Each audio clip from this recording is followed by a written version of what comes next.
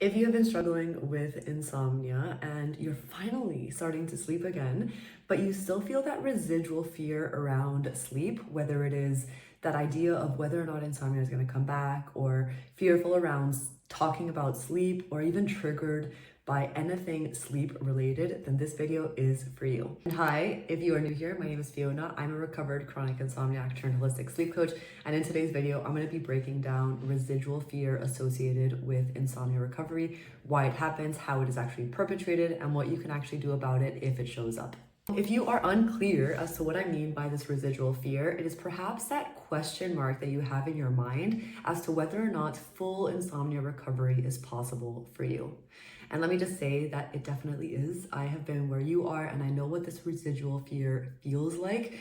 It's everything from being triggered around the word sleep or insomnia, or trying your best not to talk about it, or fearful that if you talk about sleep, you in some way will not sleep, or if it is maybe presented on the TV or on an Instagram or TikTok and people are talking about how important sleeping is and you in some way feel triggered by this information. That in itself is actually proof that there may be residual fear around sleep and wakefulness altogether. And let me just share that this is a completely normal aspect of insomnia recovery. You are not unique in this experience. In fact, if you do not have residual fear around sleep at all, I would almost question as to whether or not you even struggled with insomnia to begin with. Another way that this residual fear may also present itself is in small little speed bumps. Perhaps you have slept well for months and out of nowhere, or it almost feels like out of nowhere, you have this fear around sleep all over again. And maybe you even experience a few restless and sleepless nights, what we would typically call a speed bump. But this in itself proves that there is residual fear there. You have had months of really good sleep, months in which you have experienced that sleep is completely effortless, followed by a few days where you have perhaps forgotten about the fact that sleep is effortless, or forgotten about the fact that wakefulness is not something to fear. And this is completely normal. This is in fact our brain trying to protect us. Another way in which residual fear may also present itself is if you feel like you can never go back to sleeping in a way in which you did prior to insomnia. So perhaps you're holding on to that last little challenge that insomnia is presenting itself. Perhaps you have moved away from sleeping in a shared room, or maybe you're avoiding travel, or you're avoiding sleepovers, or you're avoiding noise or blue light, whatever it may be. Perhaps you are already sleeping really well, but there are certain elements around sleep that still feel very, very fragile. And I really want to break this down for you because this definitely is a very, very normal experience. And let me just guarantee that full recovery definitely is very, very possible. So now that you know a little bit more about how this residual fear may present itself, perhaps you feel a little bit identified, I want to share a little bit more in terms of how and why this actually happens. Because when it comes to insomnia and insomnia related anxiety, there's always an explanation. And I'm a huge promoter of insomnia education because I truly believe that the more knowledge you hold about the situation, the more you're going to understand your own mind. You're going to understand the thoughts that come up. You will understand why you feel uncomfortable and why this cycle feels so difficult to be in. But truly, the more you're empowered through education, the more you also understand, the more you actually get to change the narrative altogether. So I like to think of insomnia as almost like sitting on a balance. When you're first struggling with insomnia, you're very much stuck on that fear phase, right? Insomnia is completely, like, the illusion around it is all encompassing, right? There's absolutely almost like you're blinded in terms of how to move forwards. You're trying all these things to fix your sleep. And no matter what happens, you still feel very much stuck in the struggle. However, once you start to educate yourself around insomnia, you almost feel like this balance starts to sway from side to side. There are times in which you fully understand insomnia related concepts. You understand why the situation is happening. You understand how to start to let go of that illusion of controllability around sleep, which is this idea that sleep can be controlled. You start to let go of what that may look like, right? You start to befriend wakefulness, and slowly sleep starts to return. And the sway which we previously kind of like talked about, slowly starts to tip over towards the opposite way. But unfortunately, insomnia recovery is not a linear journey, right? There are many times in which perhaps you're sleeping perfectly fine and you feel like you have control over your sleep, or I guess you have control over the narrative again. But there are definitely times in which like insomnia again slowly and randomly creeps in, right? And the reason why this happens is because there has been a perceived threat. And we need to always remember that our primary focus in life, not us as our internal motivations, but more from a survival instinct, is to always keep ourselves safe. And when your body and central nervous system has identified something as a threat, whether it is something hypothetical in the future or theoretically now in the past, then your brain is going to automatically try and remind you that there has been a fear there. By fear, I mean a perceived threat. Our brain has learned through association that not sleeping means that something bad is going to happen, which also means that we need to reteach our brain the opposite. And the only way to do that is actually if we accumulate enough evidence of the opposite. So if we look back at our sway, insomnia wins at the very beginning because you have slowly accumulated enough evidence that feels like this threat around wakefulness is in fact real, when in fact insomnia isn't actually something that is a real threat and wakefulness isn't a real threat, but your brain and your central nervous system actually needs time to truly relearn that association.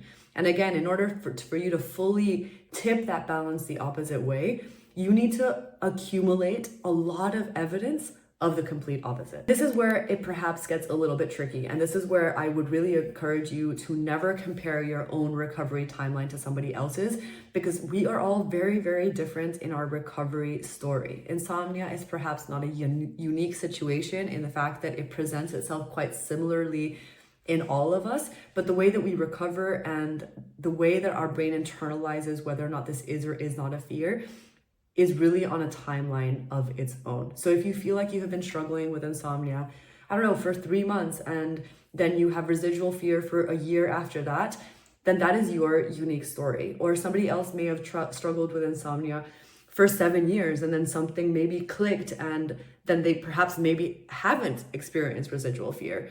And that's also their story, and that's also completely valid on their end.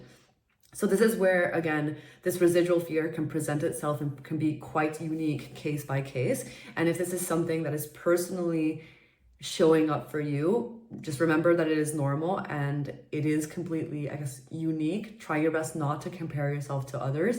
And definitely don't put pressure on the idea that something needs to be perfect all at once. Now that you know how residual fear presents itself and also why it's actually happening, let's talk about what you should actually do when it shows up. So number one is identify that it is there. Oftentimes when uncomfortable situations or uncomfortable emotions and thoughts come up, our initial instinct is to push them away. We have been conditioned from a very, very long time that there are positive and negative thoughts, when in fact they are simply thoughts, and we need to learn to allow every single thought to be there and actually just teach ourselves which thoughts we need to pay attention to versus which ones we don't. So if the fear arises, if you feel triggered by something, perhaps just bring a little bit of awareness and know that that fear is there to also still teach you something. It actually shines light on the aspects of this growth journey that perhaps still need a little bit of work. Step number 2 is to befriend the thought or emotion. To put it into context, imagine that you have been sleeping really well for the past 3 months. You haven't even been thinking about sleep. Sleep is slowly arriving back in your life in a very effortless manner. And out of nowhere, you have the thought of what happens if insomnia comes back. And for some reason, today's a bit different because the thought persists. It just hangs on there. And no matter what you can do, you're trying your best to almost like, I guess, push it away. You're telling your brain that that's not true, that you're now recovered, that there's nothing to fear, yada, yada. But in fact, your brain here actually does have a point. When our brain has in the past, or I guess, identified a potential threat, and insomnia has felt like a very real threat to you, it is completely valid for it to show up again. And it is only warning you of something that could again potentially happen in the future, even though you have slowly started to accumulate a lot of evidence that points you into the opposite direction.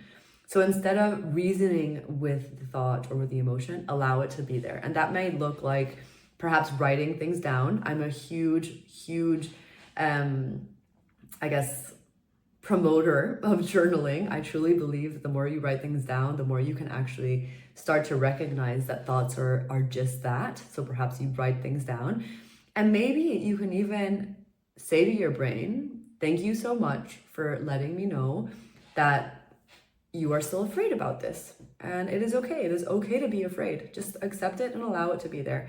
And I know that sometimes we think that by accepting it, that means that we are accepting that insomnia may come back, and that feels threatening. And 100% even accepting it feels very, I guess, like anxiety inducing. But I can promise you that the faster you accept the uncomfortable emotions, the faster they actually pass. Number 3 is to come back to education, is to remember that sleep can never be controlled.